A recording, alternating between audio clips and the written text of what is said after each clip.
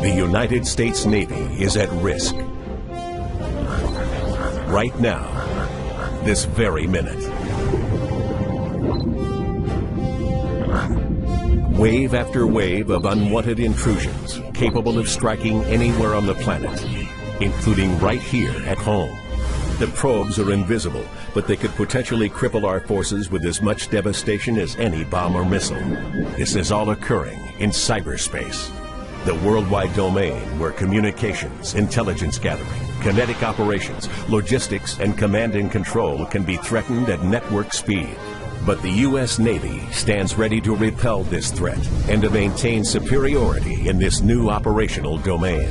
The cyber warriors of U.S. Fleet Cyber Command and U.S. 10th Fleet help operate and assure the security of Navy networks around the world, providing powerful cyber capabilities necessary for warfighting superiority across the full spectrum of military operations.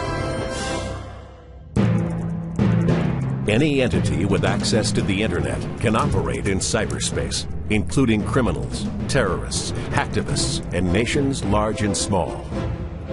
As vast as the internet has become, cyberspace is even larger, with virtually all commerce and communications passing through electronic networks.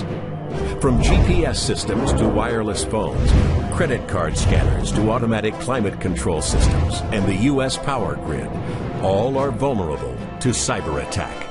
And so is our military.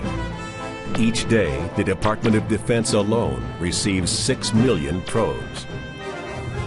The traditional operational domains of maritime, land, air, and space have definite boundaries that separate one from the other. But a fifth operational domain, cyberspace, crosses all domains. Cyberspace is where the battles of the future will be won or lost. 10th Fleet is no stranger to unconventional missions. In World War II, submarines were the new menace, changing the very conventions of naval combat. 10th Fleet was formed to counter that threat, unifying intelligence and operations in one command for the first time. Today's 10th Fleet continues that tradition. The Chief of Naval Operations established U.S. Fleet Cyber Command and recommissioned U.S. 10th Fleet as the Navy's central operational authority for cyber, electronic warfare, networks, cryptology, signals intelligence, and information operations. This represents a landmark transition in the evolution of naval warfare, bringing information to the forefront of the Navy's 21st century arsenal.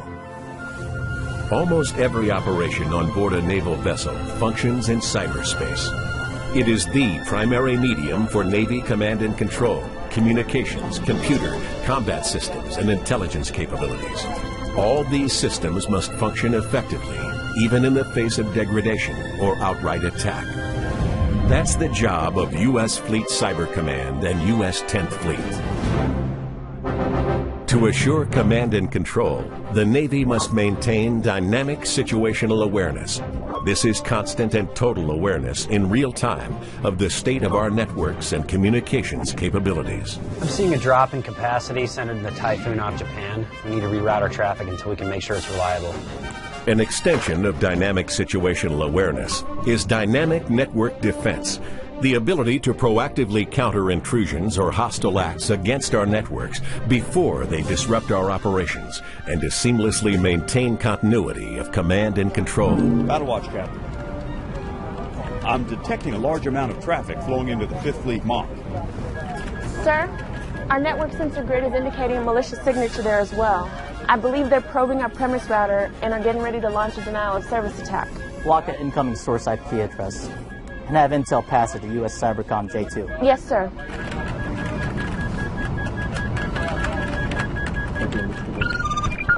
Sir, we got him. Good work.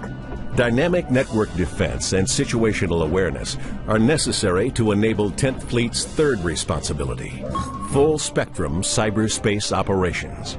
This refers to a wide range of non-kinetic effects that can be used independently or to complement kinetic actions. Cyberspace operations can be as effective as a bomb or missile, but can be conducted from virtually anywhere on the planet, in real time. The sailors of 10th Fleet are cyber warriors, conducting operations in a critical modern domain.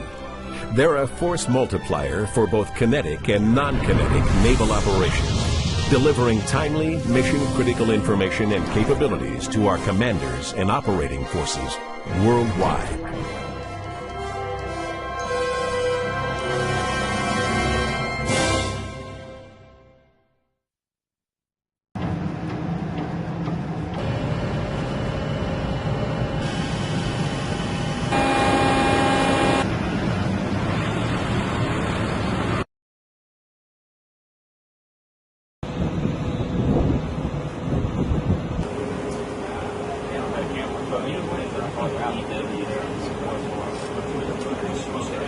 Service CEO looked at our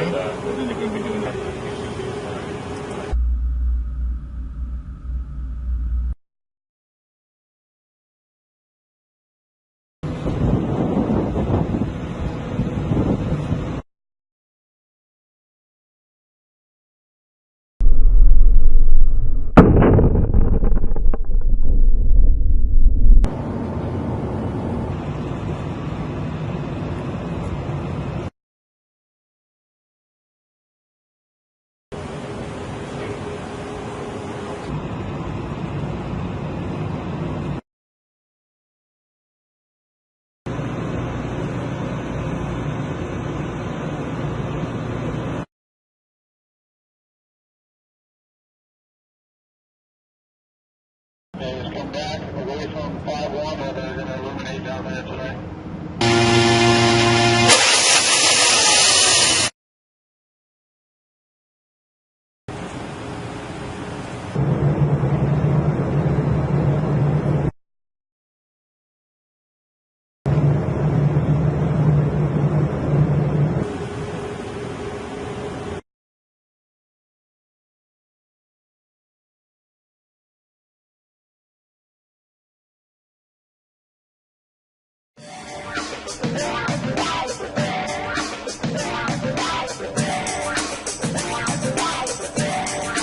We're actually out here performing flight tests for the F-35C to open up the flight envelope and see what we can learn to get the F-35 ready for carrier evolution, launch, and recovery.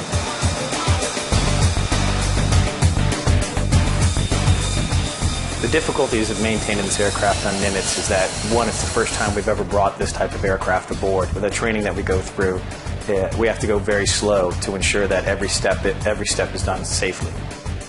The sailors on the Nimitz were prepared. That we had a small contingent come out to us in Pax River, Maryland, and we provided a small cadre course for the individuals to learn about the F-35, taxiing, towing, learning all the intricacies of the F-35 that no others would see unless they were inside the program. Every moment being on the deck, working on the aircraft, being around, working with the crew, bringing the aircraft up and down on the elevators. I think every day is new challenge, new excitement, and we learn something new every single day, every time we move the aircraft. Every moment we're learning something new about the aircraft and how it interacts with the flight deck crew and the aircraft carrier itself. So it's pretty tough to learn on the fly, but that's what we're doing out there. That's what we've trained for back at Pax River for the past 5 years for the aircraft. And I know everybody had the same feeling with the aircraft when it came in, it touched, it trapped. And then the next day when it launched off, it was still wonderful. It's not every day you get to make history, and we made history with the F-35C for the Navy as a whole.